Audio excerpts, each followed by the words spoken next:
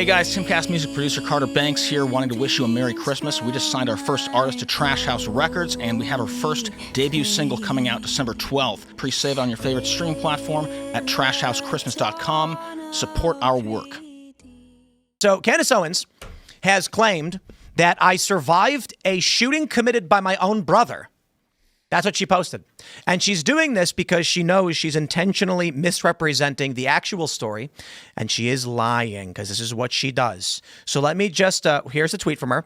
The shooting Tim Pool survived in December 2022 was committed by his brother, by the way. His brother was the one who fired the weapon on his property. He cannot deny this fact. I will tell you unequivocally right now, there was no shooting that I ever claimed to have survived where my brother fired a weapon. There is no circumstance where in any capacity my own brother tried to murder me or cause great bodily harm to me. Now, don't get me wrong. I'll be careful because we're brothers and we fought when we were kids. But my brother has never tried to end my life or hurt me in any way, in any serious way. He punched me in the arm once, but come on. Candace is doing this because she is an insane person who lies. So I want to make sure I can say this very, very clearly.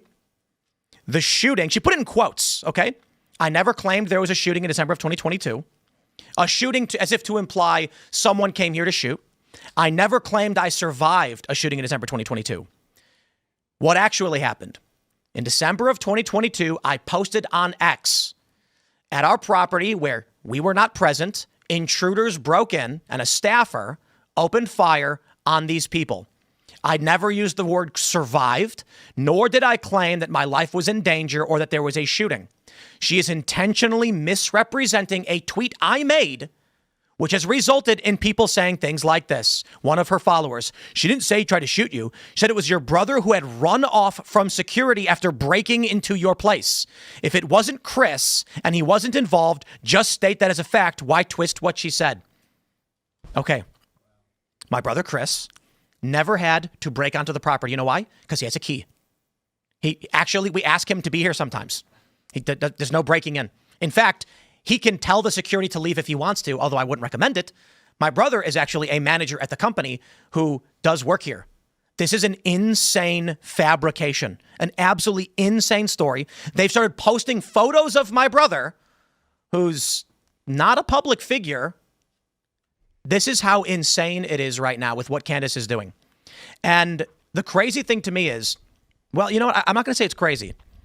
I was having a conversation with a prominent conservative personality. It'll be up to them to say if they want to, I was on the phone with them. They can mention it on their show if they want to talk about this, because I don't want to go into greater detail. But they were just saying she's burning out.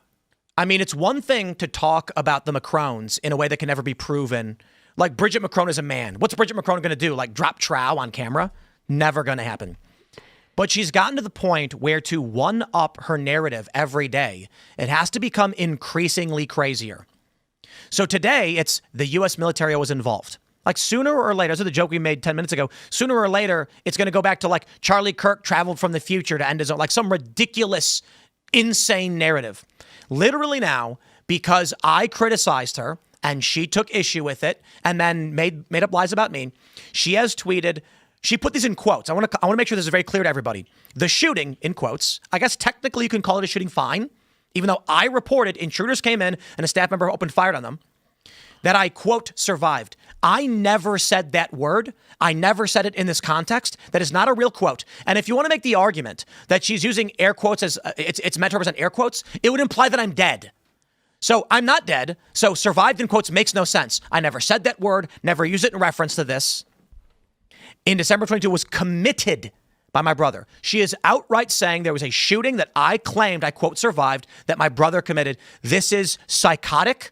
It is beyond defamation. It is absolutely unhinged and vile and evil to claim my own brother would do anything like this. And it's absolutely, absolutely false. She is an evil person. Now, what I can say is, we do have this video. Probably shouldn't play it, but I'm going to play it for you. Some guy called the wrong sheriff's department and then asked them whether or not there was a shooting reported, to which they said no. And he says, that proves it, Tim's lying. The only problem is he called some random sheriff's department. Cam Higbee called the correct sheriff's department, and they confirmed it. And so I'm going to play the video for you, and you can hear it straight from Cam Higbee. Cam Higbee, he censors pertinent details, and so I respect him for doing that. And here's the clip from Cam. Sheriff's office. Sorry, I got tongue-tied. Sheriff's office. No worries. Hi, this is Cameron Higbee. I just wanted to call and verify receipt of a report that should have been filed with you guys, or an incident. Okay. Do you have the incident number? No, I have the name of the person and the incident. So there was a shooting in Tim Pool's compound, and I wanted to make sure that you guys are aware of that. It would have been last night, so it would have been the night of 12/5. It might have been reported the following morning. Thank you for holding. I'm so sorry. Yep, no worries. That's totally okay. Yeah, we just got bombarded with an issue here, so. I totally get it. No, you guys have more important things to do, I'm sure. Okay, so it says here it was a third-party caller that called it in. Okay. And what road did you say that was? Oh. Okay, got it. Yeah. Cool. Just want to check if that would be the right road. So it's a third-party caller, and was it that incident I described where somebody drove up and kind of just shot at the place? Yes. Amazing. Okay. Well, I'm glad that's on your guys' radar, and that was in, right? Yes, sir. Amazing. Okay. Thank you so much for verifying that. I appreciate it a lot. The funny thing is, Cam has confirmed report independently. I have not talked to him about this, and they're now claiming still that it didn't happen. This is how insane these people are. So let me just make sure it's very, very clear for everybody. This is also distressing. The fact that people are calling local police departments all over the place and trying to figure out where we live, and that the police would be like, yup, here's all the information you're requesting. It's kind of crazy they do, but at the very bare minimum, Cam verified this. Here's what I love. So some guy calls the wrong department, and they're like, we got no reports of that. And then all of these Candace tards are like, whoa, Tim lied.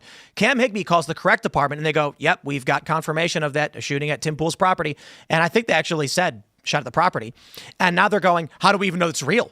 How do we even know this is the real phone call? Prove it. That's typical of conspiracy theories, though. It doesn't matter what information you present or what evidence you present. It's always looked at as, oh, this confirms. There's always more questions that they're going to ask because they already believe one narrative, and nothing that you present will ever change their mind. So this is the main reason why I highlight these things.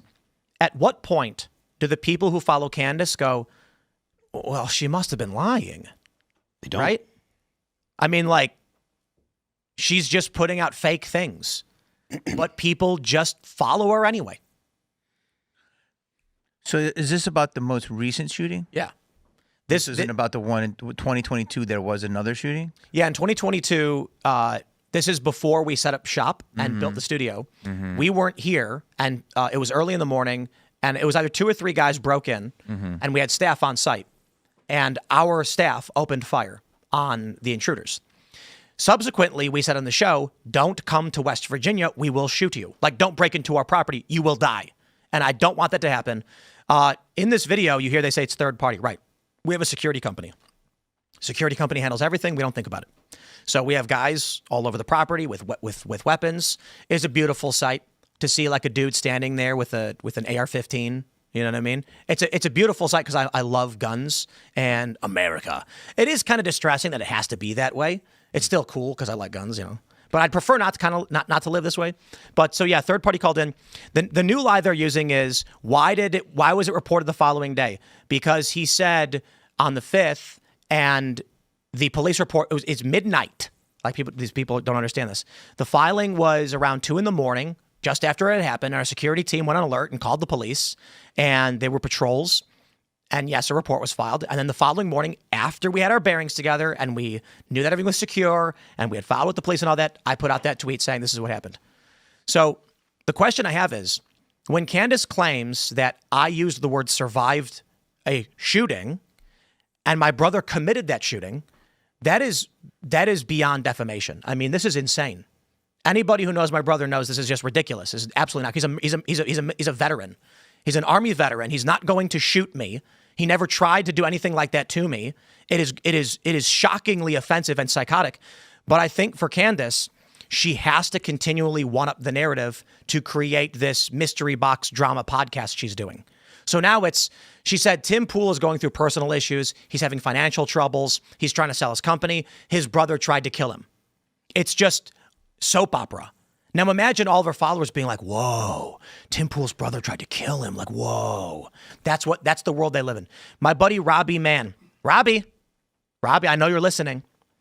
He was like, dude, it's like a mystery drama, man. Like, I got to watch every episode. It's like, you don't know what's going to happen next. You know, I don't take it that seriously.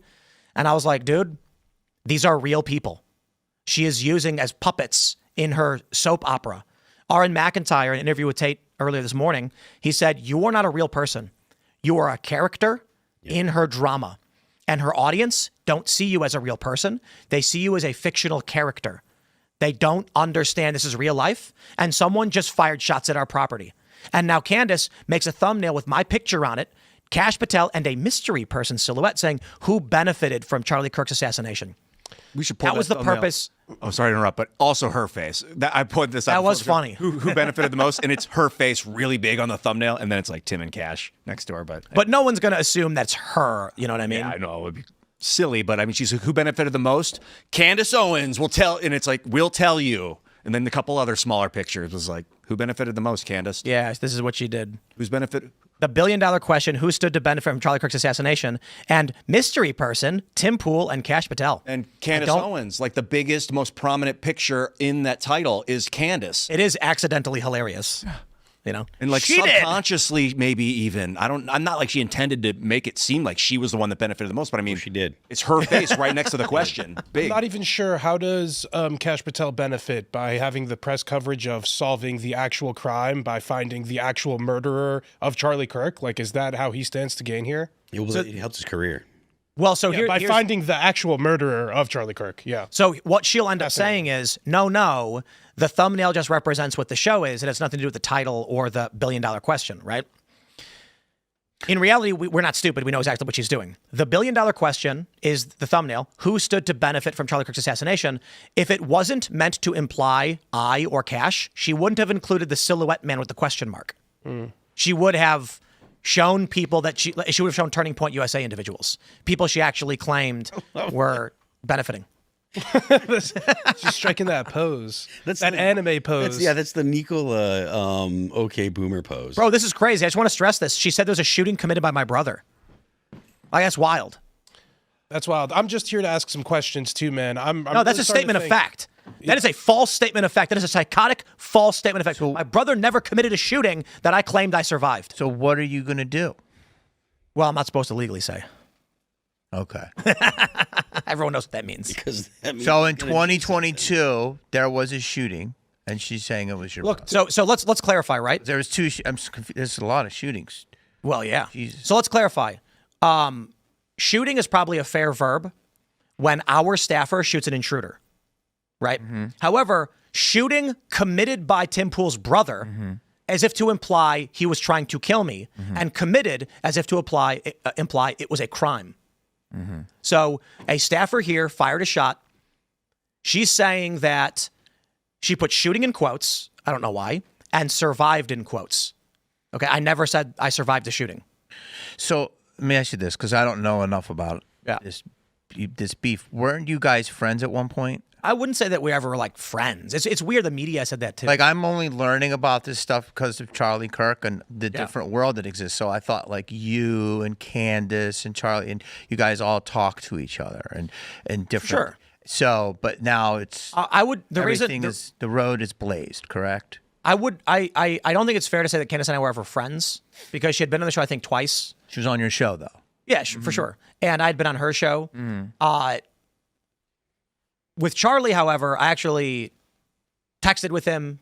You know, I had his number, and I always try to be careful and say that it's tough because I don't want to be disrespectful. If I were to come out and say Charlie and I were not friends, a lot of our mutual friends would be very offended by that statement because, like, what do you mean, dude? Charlie believed in you and he worked. Like, you guys teamed up. You were here at MFest. He texted you, but we didn't go golfing together. We didn't hang out. We didn't do anything like that. So with Candace, never talked to her.